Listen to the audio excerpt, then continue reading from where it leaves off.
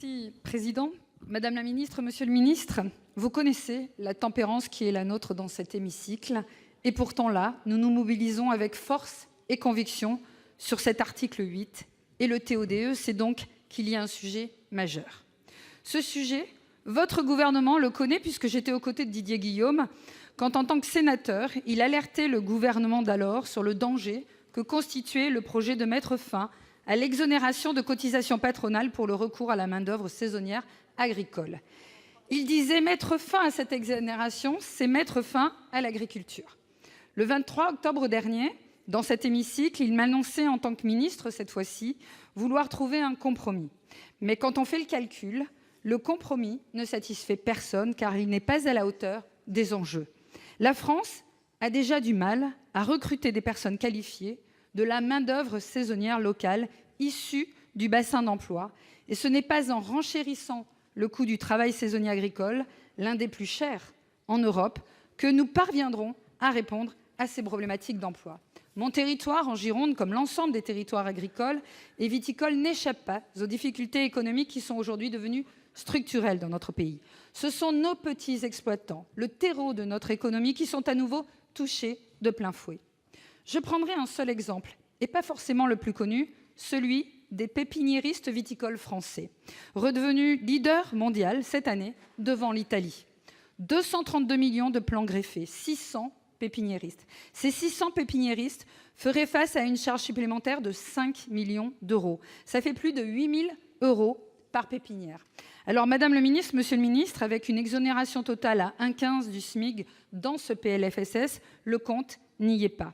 Et l'exonération à 1,1 du SMIC en 2020, puis une suppression totale du dispositif en 2021, il n'y est pas du tout.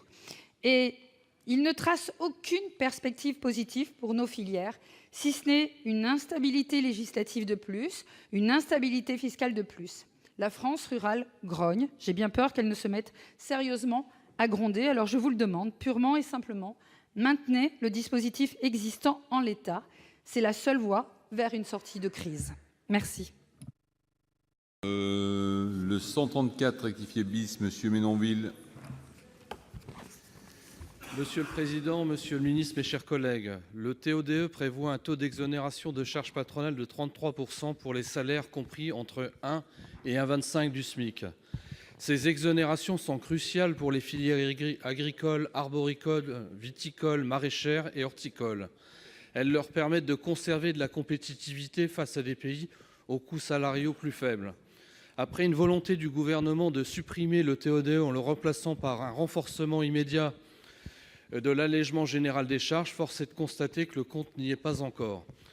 Et ce, malgré les avancées obtenues lors du débat en séance publique à l'Assemblée nationale qui prévoyait un plateau d'exonération à 1,15. En effet, le dispositif actuel ne permet pas de compenser suffisamment le basculement de l'exonération spécifique. Avec mes collègues du groupe RDSE, après s'être pleinement mobilisés pour le maintien du TO-DE, mon amendement est en fait un amendement d'appui et de consensus qui illustre surtout notre volonté de maintenir une application pérenne du TO-DE et sur mon amendement donc à 1,20% du SMIC. Nous souhaitons un maintien linéaire du dispositif et non une dégressivité préinscrite, car comme je l'ai dit en introduction, ces exonérations apportent de la compétitivité aux filières les plus exposées. Je suis d'ailleurs un peu inquiet que les débats qui se profilent, et je le crains, que l'on adopte dans des amendements qui seront in fine rejetés par l'Assemblée nationale.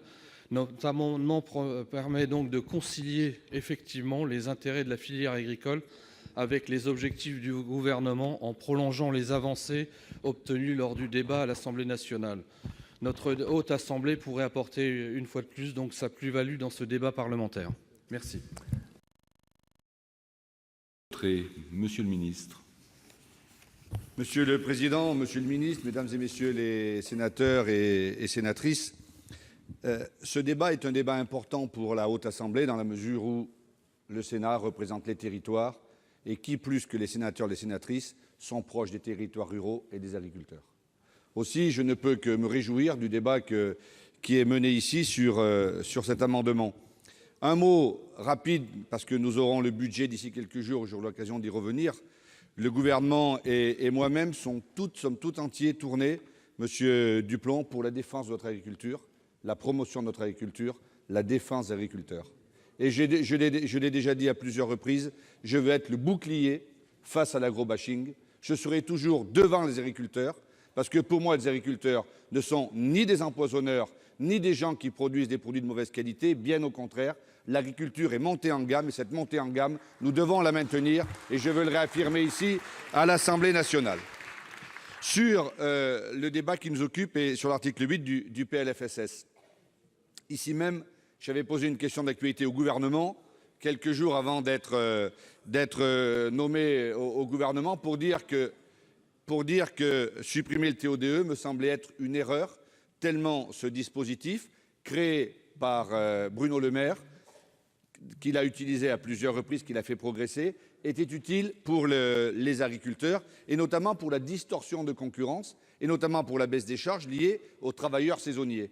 Il y a des filières agricoles qui utilisent très peu de travailleurs saisonniers, qui ont des travailleurs permanents, d'autres beaucoup plus de travailleurs saisonniers. Et donc, j'avais posé la question au gouvernement pour dire je ne pourrais pas accepter cette suppression du TO-DE. Et lorsque j'ai été nommé ministre, lorsque le président de la République m'a fait venir pour me le proposer, j'ai dit oui, mais il y a un sujet sur lequel je ne me renierai pas, c'est que je ne pourrai pas défendre comme ministre ce que j'ai soutenu comme sénateur, c'est-à-dire il est impossible pour moi de soutenir la suppression du TO-DE parce que je ne serai pas cohérent. Et lorsqu'on veut faire en sorte que la politique, on la réhabilite, il faut quand même un bout de cohérence. La stratégie et la ligne économique du président de la République est assez simple.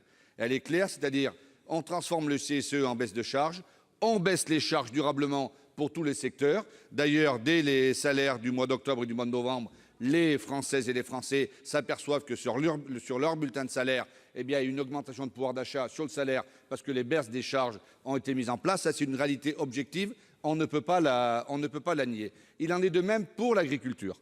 Pour l'agriculture, cette année, ce gouvernement, et je parle devant Gérald Darmanin, le grand argentier du gouvernement, pour la première fois depuis 30 ans,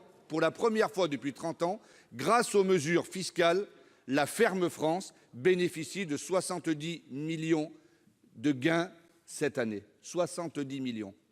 C'est la première fois que l'agriculture française est bénéficiaire. Simplement, une partie ne l'est pas. Ce sont ceux qui utilisent des travailleurs saisonniers, à condition, c'est en gros 1 pour 7, lorsqu'il y a un travailleur permanent, jusqu'à 7 travailleurs saisonniers avec ce travailleur permanent, l'exploitation agricole y gagne. Lorsqu'il y a un salarié permanent et 8 salariés saisonniers, l'exploitation agricole y perd, puisque la baisse des charges pour les travailleurs permanents, pour les salariés permanents, est vraiment très très forte. D'autre part, on bénéficiait de baisses de charges qui sont appliquées dès le 1er janvier 2019 et pas au 1er octobre 2019 comme tous les autres secteurs. Et évidemment, la TICPE n'est pas touchée puisque les agriculteurs y gagnent. Donc il y a eu ce sujet.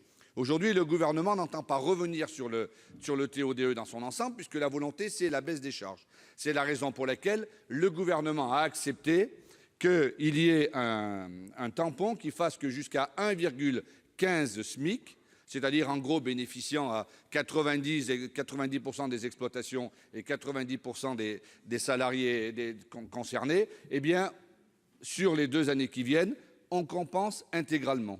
Reste la situation de cette petite partie. Mais permettez-moi de vous dire, et la raison pour laquelle je vais être contraint de donner un avis défavorable à l'amendement de M. Duplomb et de Mme Cukierman, dont je pense qu'il sera voté, dont je pense qu'il va faire tomber tous les autres, c'est que tout simplement, le Sénat, qui est l'Assemblée des territoires et de l'agriculture, va laisser à l'Assemblée nationale le dernier mot, lors de la suite du débat, et donc vraisemblablement ça restera à 1,15. Moi, c'est vous qui avez à prendre les responsabilités. Moi, c'est pas à moi, c'est pas un sujet. Non mais excusez-moi. Non mais je déroule tranquillement l'argumentation. Je dis simplement que l'amendement qui était évoqué tout à l'heure par M. Wallerenberg ou par M. Fouché de mettre à 1,20 ou à 1,25 était pour le gouvernement, en cohérence plus dans la volonté de baisse des charges que de remettre le système de TO-DE que le gouvernement n'acceptera pas. C'est la raison pour laquelle je suis contraint de donner un avis défavorable à la suppression du TO-DE. Donc c'est une position qui est claire. Et à l'arrivée, l'Assemblée nationale laissera à 1,15 et exonération des SMIC, ça concernera 90%, pas la totalité. Sur les amendements des entreprises, Madame Delatte, des entreprises agricoles, bon, celles-là, enfin, pour le coup, vraiment, elles ne sont pas concernées dans la mesure où elles ont très peu de travailleurs, de salariés saisonniers, et compte tenu qu'elles bénéficient de la baisse des charges liées à la suppression du CICE, elles sont globalement bénéficiaires de ces mesures. Donc, Monsieur le Président, avis défavorable sur l'ensemble de ces